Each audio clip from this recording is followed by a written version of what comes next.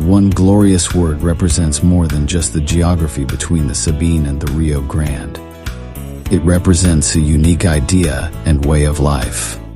A life of rugged individualism, proud self-reliance, gritty toughness, and fierce independence. That is what made Texas, and that is what will save her again. Howdy, folks. Sam Houston here. I want to thank you for tuning into the Feed Bandit podcast. Feed Bandit is the Texas first outdoors brand built by rabid Texans, for rabid Texans, and all those who aim to be one someday. We unapologetically promote the ideals that shape our Texas pride and Texas first patriotism through our love of hunting, the outdoors, and the gear and apparel we create.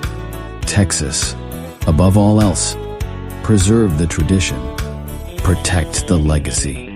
Check us out at feedbandit.com. And to repeat that great rallying cry from a former colleague of mine, liberty or death.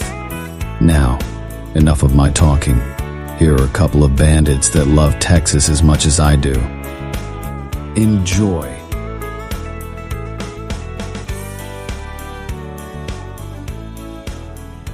Howdy, friend. Welcome back to the Feed Bandit podcast. Jimmy back with you.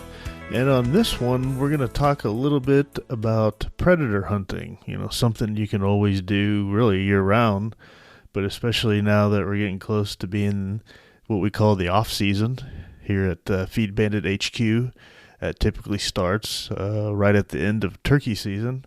You know, you may be looking for things to do if you get bored or want an excuse to get out of town and head to your lease or your land.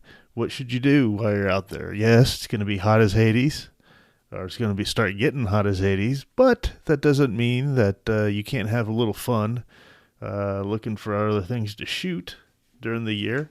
So we're going to talk a little bit about predator hunting, one of the ideas that you can do while you're waiting for dove season to start back up again in September. But before we do that, let's talk a little Texas history.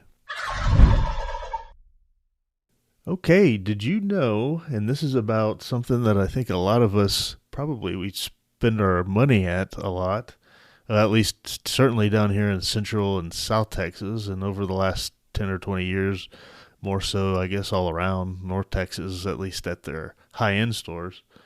And I think the smaller ones are making their way north, but that in April of 1895, a grocery chain founder was born in Tennessee. On this day, meaning April 9th, 1895, Howard Edward Butt was born in Memphis, Tennessee. While he was a child, his family moved to Kerrville, Texas because of his father's tuberculosis. His mother, Florence Butt, opened a small grocery store there in 1905. Howard became manager of the store at the age of 16 and was the valedictorian of his class at Tivy High School in 1914. After serving in the Navy during World War I, Butt returned to Kerrville and in 1921 made the then daring decision to operate on a cash-and-carry basis rather than the customary charge and deliver. After several failed attempts to expand, he opened a successful store in Del Rio in 1926. And bought 3 more stores in the Rio Grande Valley in 1928. See, it just goes to show, if you believe in what you're doing, persistence pays off. He opened stores in Corpus Christi in 1931, Austin in 1938, and San Antonio in 1942. In 1946, he changed his company's name to HEB. At the time of his death in 1991, there were more than 170 HEB supermarkets. And by the end of the 20th century, HEB was the largest privately owned grocery chain in the nation. That is quite the story, if you want to dive a little more into how it came to be. But I tell you what, it is a story of perseverance and really caring and listening to the customer. It's quite impressive how much what HEB has done lately. I mean, here where I live, in Comal County, as we've talked on previous podcasts, we have three super, let's see, three of the HEB pluses, which is like their super grocery store, one normal one, which is about to be converted to an HEB plus. So they're all over us. The only thing we miss here is a central market, and that has awesome stuff. So we have to go to San Antonio to get the central market type stuff. But HEB is a heck of a grocery store. Thank you very much, Mr. Butt. All right. Well, here we're back. Let's talk about off-season and predator hunting. We haven't talked about some articles in Lone Star Outdoor News in a while, and there are a few in here I'd like to go over today that can at least, whether it's not necessarily the time of year that of some things they talk about, but it still gives you an idea, plants a seed, and also remind you of some of these animals that you can hunt year-round. The first thing that I'm going to read about here is an article called "Hunt the Bobcat Rut." So obviously when I'm recording this, it's May, so you're listening to this if you're listening to it as it comes out in May. So we're past that, but there's some pointers in here and some interesting things that you could take forward through the summer, and also remember to do at the end of regular deer season, because they say while February marks the end of conventional hunting seasons, it also marks the beginning of the breeding season for predators. Notably, gray fox, coyotes, and bobcats are on the prowl for mates, and the bobcat rut may be the best time to target these trophy predators. Unlike coyotes and fox, which can subsist on a wide variety of food, bobcats are obligate predators, and their abundance is directly related to the number of rabbits in a given area. Bobcats are also limited by competition from coyotes, and in some cases they're limited by direct predation by coyotes. Because of this, bobcats prefer to stay in thicket cover, with taller trees available for escape cover. Creek and river bottoms are the favored daytime locations for these spotted cats, and predator callers should concentrate on places where the cover provides safety and rabbits for bobcats to hunt.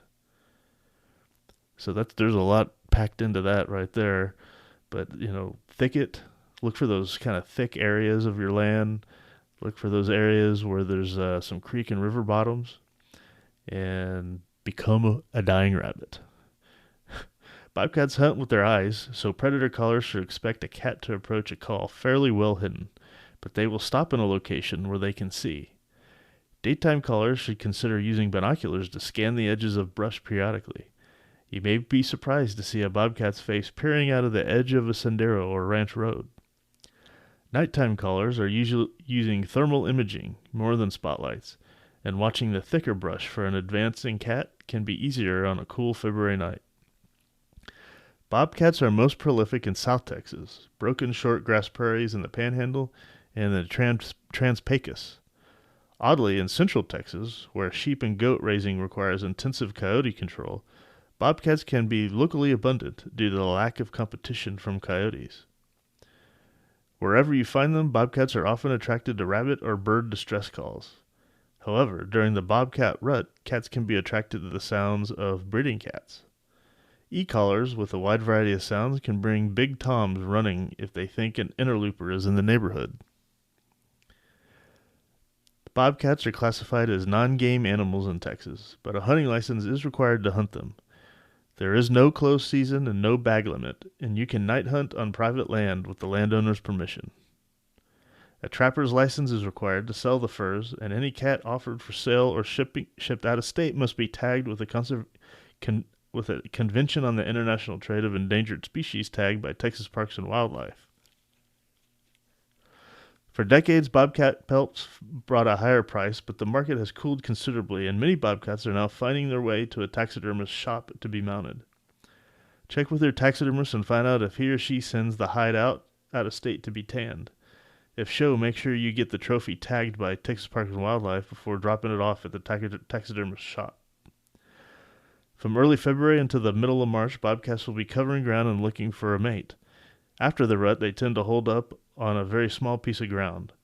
If you're looking for that trophy bobcat, now's the time to get out and call up your cat. And when they say now, of course, this article was published, I guess back in, end of February, early March. So we've missed that window if you're listening to this in May. However, you can still hunt them. So just get out there and act like that dying rabbit. We did that at my family's place several weeks ago. My son and I, we put out the distressed rabbit call. Number one, it's just kind of funny to listen to if you have it on the recording, and just sit out there and see what you can see. We didn't see anything, but we know they're out there. So patience is a virtue in this in the predator hunting game for sure. They mentioned the value of fur and the pelts, and there's a little article in here that talks about that. And it says the value of fur. So for years, fur prices have been dropping. Overseas markets held them up for a while, but even that market has diminished. Gone are the days when high schoolers paid for college through trapping. God, wouldn't that be awesome? Too bad. Maybe that'll come back. Who knows? Maybe by the time my son gets to college, that would be something. How amazing would that be to help go out with your son while he's trapping, hunting and trapping predators and whatnot, to help him pay for college? That'd be awesome. Anyway, I can dream, right? Texas wildlife managers, though, know the value of decreasing predation on fawns, quail, and turkey, including their eggs. While you may not see the value of fur in the pocketbook, there are still some things you can do, while at the same time helping your wildlife numbers. Maybe it's a bobcat vest, a coyote jacket, a raccoon hat, or a display item. Fur makers and taxidermists can help you create the items you and your family will enjoy for years. I want every single one of those things. The coyote jacket, a raccoon hat, oh my gosh, and a bobcat vest. How cool would that be? If you skin and tan the hide yourself, a hanging display can bring personal value to a wall in your home or garage. A check of current prices compared with those in 2015 is below, and I'll read through those. These prices are for Texas representative animals. For example, prices for winter animals in northern states or Canada are significantly higher. And the Nevada Trappers Association average price report shows higher prices, though, for high-quality furs. Bobcats brought an average of $546, while coyotes brought only $11.98, and gray fox $17.86. Red fox brought $16.22, and even striped skunks brought $24.18. At an Alaskan fur auction, February 22nd of this year, a beaver sold for $120. A silver fox brought $245. Two ermine, never heard of that, brought $135, and a lynx and wolverine $500. That's cool. So it says, as of March, the current Texas fur prices were for pelts for a bobcat, they were $50. And in 2015 is $100, so 50% less. A coyote is $10 or less. 2015 they were $35. Gray fox is $10. 2015 they were $25. And a raccoon is only $0, meaning they're worthless, or to $2, and they were $20 in 2015 for their fur. So wow, yeah, I'd say that is a collapsed market. But markets go up and down, back and forth. So if you get good at it, and you can position yourself maybe to take advantage when the prices come back up. So who knows? 10, 15 years from now, you never know. Let's see. Next one is about going after some yotes, some pasture poodles to be exact. It's called Timing is Everything with Coyote Control. So managing predation on livestock is somewhat of a simple formula. Keep the coyotes away from the goats or sheep. But for most Texas landowners and hunters, preventing predators from eating deer fawns and turkey is a critical consideration. Managing predation on wildlife is complex. In a recent wildlife seminar in Nashville, Tennessee, Lone Star Outdoor News contributor and wildlife biologist Mike Bodenchuk outlined predator-prey relationships, and described effective predator management programs to protect big game, turkey, and quail. In the seminar, Bodenchuk described several predator-prey relationships and noted that 18 different factors affect predation rates. When multiple predators start working on a single prey species, such as coyotes and mountain lions both killing mule deer, the impacts are cumulative, or additive predation in biologists speak. One of the factors affecting predation rates is the breeding synchrony. Breeding synchrony. God, why can't I speak today? Which addresses does being bred on their first heat cycle. If all the does are bred in a narrow window, the coyotes can't possibly get all the fawns. But if buck-doe ratios get too low, doe may not be allowed to breed until later in the year, and the fawn drop is extended over 2 or more months, allowing the same number of coyotes to remove a bigger proportion of the fawns. Managing for a higher buck-doe ratio, Bodenchuk said something in the 30 to 40 bucks per 100 doe will reduce predation on fawns. Well, that makes sense. And very interesting. However, removing coyotes after the pair bonds have been established in January, but before the female coyotes whelp in mid-April, can significantly reduce predation on newborn deer and pronghorn fawns. As an easy way to remember dates, the peak of coyote breeding is Valentine's Day, and the peak of whelping is mid-April or tax day, Bodenchuk said. Removing coyotes after the pair bonds are established will protect fawns born later in June and July. He said, if you wait until May or June, the female is not moving much, staying at the den hole, and is difficult to target, Bodenchuk said. Removing the pair before whelping will assure that there isn't a breeding pair in the territory raising pups. Breeding coyotes represent only about 20% of the spring population, but they kill something in the neighborhood of 80% of the fawns that die from predation. Bodenchuk talked about how to effectively target the right coyotes. Breeding pairs are defending a territory this time of year, he said. They mark the territory boundaries with droppings and kickback marks to tell other coyotes that this territory is occupied. Trapping around these territorial boundaries can be effective. Coyotes announce their territories through howling. Group howling is done by last year's pups when assembling for a group hunt, Bodenchuk said. A territorial pair howls differently. Long, drawn-out howls that sound aggressive. These are the coyotes you want to target. Okay, that's interesting. We hear those all the time at my family's ranch. Even after the pups are born, coyote calling can be an effective way to target breeders. The one that kill the most fawns. Breeders kill the most fawns. Change from rabbit calls and howling to pup in distress calls. Okay, so pup in distress is what you'd want to do in mid or after mid-April. Interesting. In thick cover like Texas Hill Country, use a shotgun as the coyotes will be close and will come in fast. In open country, expect the pair to show up at a distance and bark and challenge howl 200 to 300 yards away. In these cases, you'll need an accurate rifle and a pair of shooting sticks to be stable. Bodenchuk observed that coyote numbers fluctuate widely each year, with the annual high point right after whelping and the annual low point right beforehand. Okay. Calling coyotes this time of year is a low percentage game, he said, but each one you remove will likely be more important to your fawn crop than a half dozen October pups. Okay. Well, there you have it. So that was what I took away from that. That was a interesting thing there. So you change from rabbit calls and howling to pup in distress after the pups were born. Okay, well there you go. That's an important piece of information right there. Let's see here. I think I have one more to go through.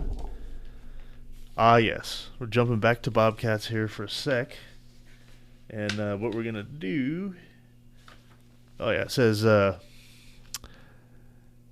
you may have to tag that bobcat. So remember, if you get a bobcat, let's read through here and see what they have to say so we can remember what we need to do. because you don't want to be on the wrong side of the law. See, you're sitting in your deer stand one cold, foggy morning when a movement at the edge of visibility catches your eye. Too small to be a deer, the movement takes shape as a well-spotted bobcat. Quickly, you train your rifle and make the shot on the bobcat, which is so attractive that you intend it to be a life-size mount in your office. I have one of those, and they're very cool. If you ever get a bobcat, be sure to do that. Unknowingly, you may have just entered the world of international trade in endangered species. To be clear, bobcats aren't an endangered species. Because of their abundance in Texas, they are classified as non-game with no closed season or bag limits. While a hunting license is required to take a bobcat, they may be taken opportunistically, such as while deer hunting, or they may be taken through predator calling, use of hounds, or trapping. Texas bobcats are especially attractive, with well-defined spots on both the belly and the back of most cats.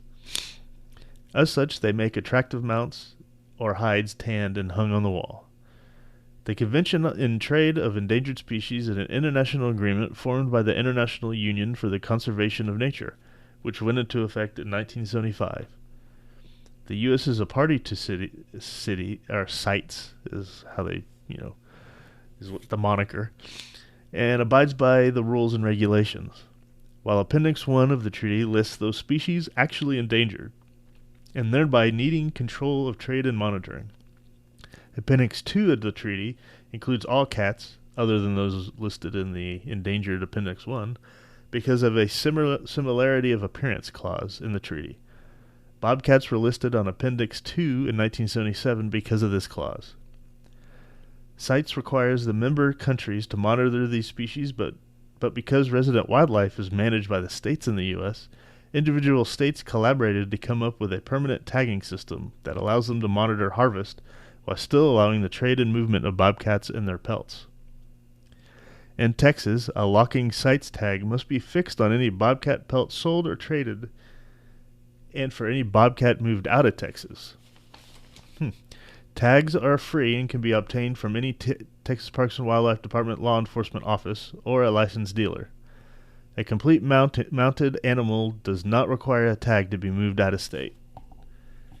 Which brings us back to the bobcats taken by hunters or trappers. If that bobcat is going to an out-of-state taxidermist, a CITES tag must be put on the cat or hide before it leaves the state.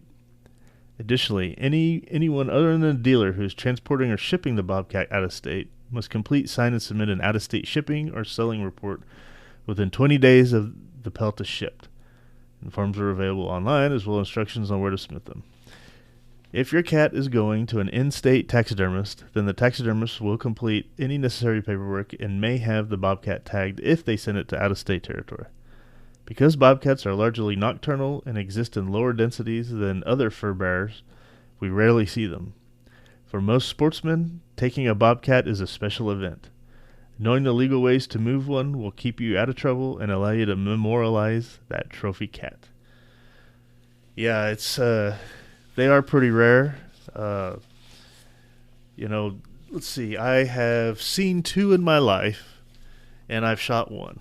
I told the story of that one that I shot, I don't know, maybe 20 podcasts ago or so.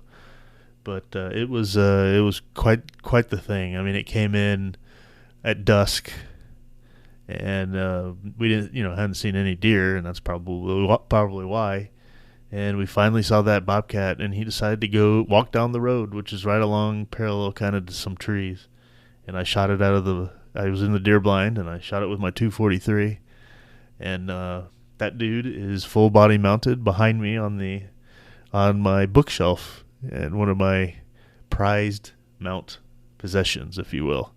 So it's very cool to be able to have taken that bobcat. I saw one, no spit, 1 week later, same spot, believe it or not. But I wasn't able to take that one. I tried, but I missed. I missed, or I couldn't find it. I'm pretty sure I missed, because I would have put it down with the other gun I had in that suit. And that was disappointing to lose that one. But you know what? Since then, I have not seen another one. That's probably been 12 years ago. 13 maybe. Let's see. What would that be? Put it, shoot, that might be over 15 years ago now. So I haven't seen a bobcat since. So yes, they are rare. So if you get one, good luck. Definitely put the money in to get that thing mounted and something made out of it, either that wall pelt or the full body mount, which is what I highly suggest. But anyway, that all goes to say, there's a ton of bobcats out there. There's a ton of coyotes out there. If you have access to a lease or a ranch or whatever, and you're wondering what to do between turkey season and dove season, well, and especially in the evenings after maybe you've done the work that you went out to the land to do, filling feeders or doing whatnot, go out there and predator call, and try to see what you can find. It's a blast. I love doing it, and let me tell you, there's nothing cooler than predator calling and then have a predator actually show up. I equate it to turkey hunting. When you sit out there and if you're out in the open, you're not in a pop-up blind or something, but you're in the, in full camo, and you're sitting there talking to Tom, and he walks in, or a gobbler, and he walks in. That's kind of what it feels like. It's one of the coolest feelings. So definitely get out there and start predator hunting. And I'm going to say this is the first edition of, once again, a new series that we're going to be starting here. We got series out the wazoo, but that's what keeps things interesting here at Feed Bandit. We separate animals here and there. Well, this one's going to be a predator hunting series. So I found a book that I want to go through, and we'll see what we can learn about some predators and how to hunt them, and maybe we'll be able to take a few things away, and see if we can't create our own predator gallery, in our houses. So that'll be a fun one to start. I consider this the first episode of that new series, and then we'll start putting those out, periodically, especially all through summer, and then going into the deer season. Along with, we're gonna keep going on the turkey series, even though we're heading to the added turkey season here. But there's a season in the fall, and then of course you can keep learning for next spring and ongoing. And then we still have the whitetail series that we're doing. So we got a lot of series. We got these animal series going on, and it's fun. It's really fun to learn about all this stuff. I hope you're enjoying it. I hope you're learning a lot along with us. So with that, I'm going to say thank you for listening to this edition of the Feed Bandit podcast. Really appreciate it. Tell your friends about it. If you got some buddies who are outdoorsmen and they don't know about the podcast or don't listen, please let them know. Send it to them. And then have them come over to feedbandit.com, and you come over as well. If you haven't, sign up for our email list. And then, we're working on still some cool things. The tariffs kind of threw a wrench into some of the apparel we wanted to launch, but we're working on getting those out there, and you'll learn about them at ASAP if you're on the list. And, and we'll hear about it on the podcast, of course, as well. So, with that, thank you very much for listening. And as we always say on the Feed Bandit podcast, support your local feed store. Take care.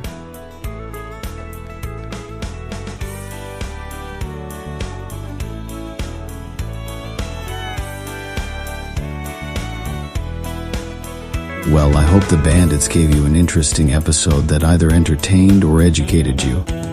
Or better yet, both. Hell, I told them this podcasting thing looks harder to do than defeating Santa Ana. So if you would, please help them out by sharing it with all your like-minded friends to help the Bandits get the word out. And don't forget to check us out at feedbandit.com and grab some gear and apparel to support the cause of Texas. Remember, Texas, above all else, preserve the tradition, protect the legacy. Finally, as I said some time ago on the eve of the great battle, and I vigorously repeat here again, be men, be free men, that your children may bless their father's name. Well, fellow bandit, until next time.